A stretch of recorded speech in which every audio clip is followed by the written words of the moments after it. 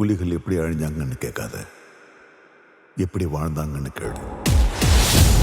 தலையே போனாலும் தமிழந்த உரிமையை பிரபாகரன் ஒரு போதும் விட்டு கொடுக்க மாட்டான்.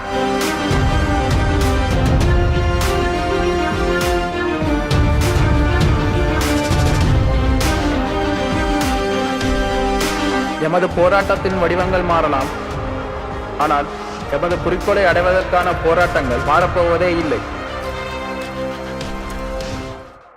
இளகரம் நேயர்களுக்கு வணக்கம். பொதுவாக பஸ்ஸில் பயணம் பண்ணணும் அப்படின்னா நம்மள எல்லாருக்குமே ரொம்ப பிடிக்கும். சில சுவாரஸ்யமான நிகழ்வுகளும் அந்த நேரத்தில் ஏற்படும். அதுவும் இரவு நேர பயணம், அதுவும் நெடுந்தூர பயணம் அப்படின்னா சொல்லவே வேண்டாம், அது ஒரு தனி சுகம்தான். ஆனால் இங்கே நெடுதூர பயணமாக இரவு நேரத்தில் போன ஒரு பஸ் ஆனது இன்றளவும் பேசப்படுது அப்படின்னா ரொம்ப ஆச்சரியமாகவும் இருக்கு, பிரமிப்பாக இருக்கு. சில அமானுஷ்யமான நிகழ்வுகள் நிகழ்ந்ததாகவும் சொல்றாங்க. இது நடந்தது சீனால.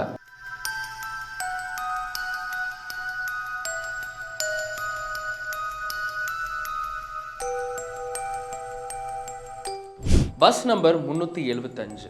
இதை பற்றின உண்மைகளும் சில கட்டுக்கதைகளும் இருக்குது அப்படின்னு சொல்கிறாங்க. இது எந்த அளவு உண்மை அப்படின்னு நம்ம இணையதளத்தில் தேடினாலும் இதை பற்றின உண்மை சம்பவங்களும் இருக்குது, இதை பற்றின அமானுஷ்யமான சம்பவங்களும் இருக்குது அப்படின்னு தான் பார்க்கப்படுது. அந்த வகையில் சீனாவில் 1995ஆம் ஆண்டு நவம்பர் 14 யுவாங் மிங் யுவாங் அப்படின்ற பேருந்து முனையம், அதாவது பஸ் டிப்போர்ட்லேருந்து இந்த பஸ் ஆனது நகருது. இது எங்கே போகணும் அப்படின்னா சியாங்ஷாங் அப்படின்ற இடத்துல ஃப்ராக்ரண்ட் ஹில்ஸை நோக்கி தான் இந்த பேருந்தானது பயணம் பண்ணணும். இது போகிற வழித்தடங்கள் மொத்தம் 7 இருக்கதா சொல்கிறாங்க. ஒரு லேடி கண்டக்டர், ஒரு பஸ் டிரைவரோட இந்த பேருந்தானது நைட் பஸ்ஸாக கிளம்புது. சில பயணிகளோட இந்த பேருந்தானது நகர்ந்து போயிட்டு இருக்கும்போது அந்தந்த பயணிகள் அந்தந்த பஸ் ஸ்டாப்பில் அவங்கவுங்க இறங்கிடுறாங்க. கடைசியாக இந்த பேருந்தில் ஒரு யங் கப்புள்ஸ், ஒரு வயசானவங்க, ஒரு இளைஞர், இவங்க மட்டும்தான் இந்த பேருந்தில் பயணம் பண்ணுறாங்க. இந்த பேருந்து பயணம் பண்ணி போயிட்டே இருக்கு. ஒரு குறிப்பிட்ட தூரம் போனதுக்கு அப்புறமா அந்த யங் கப்புள்ஸும் அவங்களோட பஸ் ஸ்டாப் வந்தோடனே அவங்களும் இறங்கிடுறாங்க. கடைசியாக இந்த பஸ்ஸில் இந்த வயசானவங்களும் இந்த இளைஞரும் மட்டும்தான் போயிட்டு இருக்காங்க. ஃப்ராக்ரண்ட் ஹில்ஸ் போகிறது ஒரு மலைப்பகுதி, ஒரு காட்டு பகுதி அப்படின்றதுனால ஒரு அமைதியான ஒரு சத்தம் நிலவுது. இதில் அந்த இன்ஜின் சவுண்ட், அதாவது அந்த பஸ்ஸோட இன்ஜின் சவுண்ட் ரொம்பவும் பயங்கரமாக கேட்குது. ஒரு குறிப்பிட்ட தூரம் போனதுக்கு அப்புறமா ஒரு லைட்டோட வெளிச்சத்தில் 2 பேர் இந்த பஸ்ஸுக்காக வெயிட் பண்ணுற மாதிரி டிரைவர் அவருக்கு தெரியும். இவர் அந்த டிரைவர் பார்த்துட்டு அவங்க அந்த இடத்துல பஸ்ஸை நிப்பாட்டலாமா வேணாமா அப்படின்னு சொல்லி யோசிச்சுட்டு கொஞ்சம் வேகமாக ஓட்டுறாரு. அது அந்த லேடி கண்டக்டர் பார்த்துட்டு அவங்க கேட்குறாங்க, அவங்க 2 பேர் பஸ்ஸுக்காக தான் வெயிட் பண்ணுறாங்க, ஸோ நீங்கள் நிப்பாட்டுங்க அப்படின்னு சொல்லி போயிட்டு இருக்கும்போது டிரைவர் இந்த பஸ்ஸை வேகமாக மூவ் பண்ணுறாரு. இந்த இடத்துல அதிகமாக பஸ் நிற்காது, அதனால் இங்கே யாருமே அவ்வளோவா நிப்பாட்ட மாட்டாங்க, இருக்க மாட்டாங்க அப்படின்னு சொல்லி அவர் சொல்கிறார். இருந்தாலும் அந்த இடத்துல பஸ் நிறுத்தப்படுது. ஒரு வேகத்தில் போயிட்டு இருக்கும்போது பஸ்ஸு சடனாக நிற்கும்போது அந்த பேருந்தில் பயணம் பண்ணவங்க அதிர்ச்சியில் பார்க்கும்போது 3 பேர் இந்த பஸ்ஸில் ஏறுறாங்க. அவங்க அணிந்திருந்த ஆடைகள் சீனர்களோட பழமையான, ரொம்பவும் பிரமிக்கக்கூடிய ஒரு ஆடம்பரமான ஒரு உடையோட இவங்க இந்த பஸ்ஸில் ஏறுறாங்க. இதை பார்க்கும்போது அவங்க அந்த பஸ்ஸில் இருக்கவங்களுக்கு ரொம்பவும் வியப்பாக இவங்களை பார்க்குறாங்க. அப்படி ஏறி இவங்க பிரயாணம் பண்ணுறாங்க. பஸ்ஸும் திரும்பவும் நகர ஆரம்பிக்குது. இவங்க போயிட்டு இருக்கும்போது அந்த வயசானவங்க இவங்களை திரும்பி பார்த்துக்கிட்டே வராங்க. இவங்களுக்கு ஒரு பக்கம் மனசுக்குள்ளே ஒரு சந்தேகம் இருந்தாலும் அதை வெளிக்காட்டிக்காமல் இவங்க பாடு பேசாமல் வராங்க. ஒரு குறிப்பிட்ட தூரம் போனதுக்கப்புறமா அவங்களுக்கு இந்த பஸ்ஸில் ஏதோ நிகழ்வு சரியாக நடக்கலை அப்படின்னு அவங்களுக்கு மனசில் தோணுது. அந்த வகையில் இந்த பஸ்ஸில் இருந்து அவங்க இறங்கணும் அப்படின்னு நினைக்கிறாங்க. இதுக்கு என்ன சொல்லி நம்ம இறங்கலாம் அப்படின்னு சொல்லி யோசிச்சு அவங்க ஒரு திருட்டு பட்டத்தை அந்த இளைஞன் மேலே கட்டுறாங்க. பஸ்ஸை நிறுத்துங்க, என்னோடய பஸ்ஸு காணோம் அப்படின்னு சொல்லி சத்தம் போடுறாங்க, கூச்சலிடுறாங்க. அந்த லேடி கண்டக்டரை இவங்ககிட்ட கேட்குறாங்க, என்னாச்சு, என்னோடய பர்ஸை காணோம், எனக்கு இந்த பையன் மேலே தான் சந்தேகமாக இருக்குது அப்படின்னு சொல்லி அவங்க வாக்குவாதத்தில் ஈடுபடுறாங்க. அந்த பையன் சொல்கிறான், நான் உங்களோட பணப்பையை நான் எடுக்கவே இல்லை, உங்கள் பர்ஸை நான் எடுக்கலை, ஏன் என் மேலே தேவையில்லாமல் குற்றம் சாட்டுறீங்க அப்படின்னு. இல்லை, எனக்கு தெரியும், நீ தான் எடுத்திருக்க, வா உடனே போலீஸ் ஸ்டேஷன் போகலாம் அப்படின்னு சொல்லி அவசரமாக அவனை அவங்கள இந்த பஸ்ஸை நிறுத்த வைக்கிறாங்க. அந்த பையன் சொல்கிறான் கடைசி வரைக்கும், இல்லை, நான் அந்த பணப்பையை நான் எடுக்கவே இல்லை, நீங்கள் தேவையில்லாமல் சொல்கிறீங்க அப்படின்னு சொல்லி. இவங்க 2 பேரோட சத்தம் தாங்க முடியாமல் அந்த லேடி கண்டக்டர் அவங்கள போகிற வழியிலே கொஞ்சம் இறக்கி விட்டுறாங்க. அந்த பஸ்ஸில் இருந்து இவங்க 2 பேரும் இறங்கிடுறாங்க. இறங்கினதுக்கப்புறமா அந்த பஸ் திருப்பியும் நகர ஆரம்பிக்குது. அப்போது அந்த பஸ்ஸில் இருந்த அந்த 3 பேர் மட்டும் இவங்கள ஜன்னல் வழியாக திரும்பி பார்த்துக்கிட்டு இருக்காங்க. அப்போ அந்த பாட்டியும் அவங்க வந்து பார்த்துட்டு இருக்காங்க. ஸோ கண்ணு கட்டுற தூரம் வரைக்கும் இந்த பஸ் ஆனது மறையுது.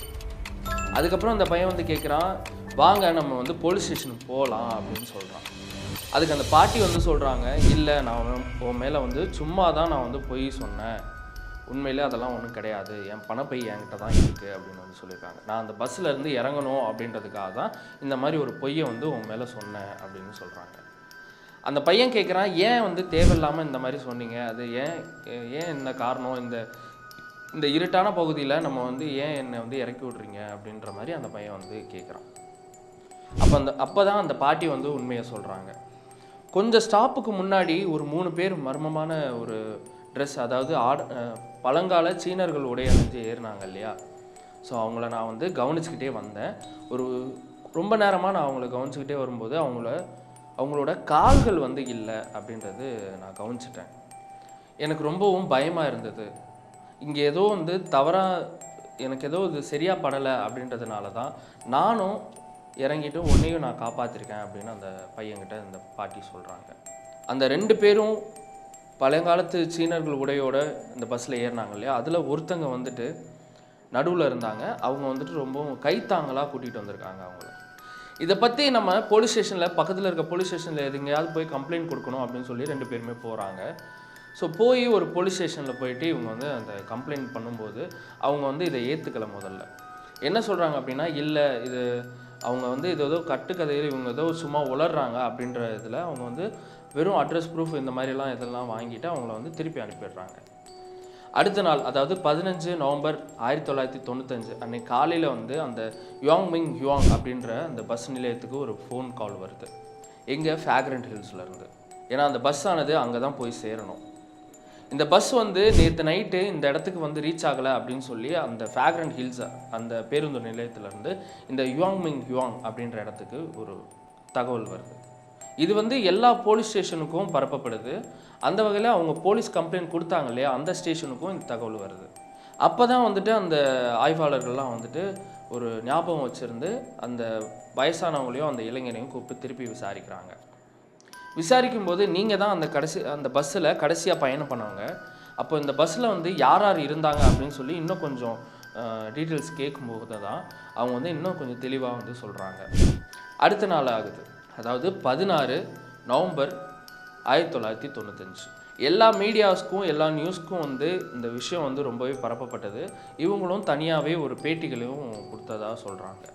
இந்த 16ஆம் தேதி ஒரு தகவல் வந்து வெளியே வருது. என்ன அப்படின்னா, ஃப்ராக்ரண்ட் ஹில்ஸ் அந்த பகுதியிலேருந்து சுமார் 100 கிலோமீட்டர் தொலைவில் ஒரு ஏரி பகுதியில் ஒரு பஸ் வந்து தேடி எடுக்கப்படுது, அதாவது முழுகிருக்கு அப்படின்னு தெரிய வருது.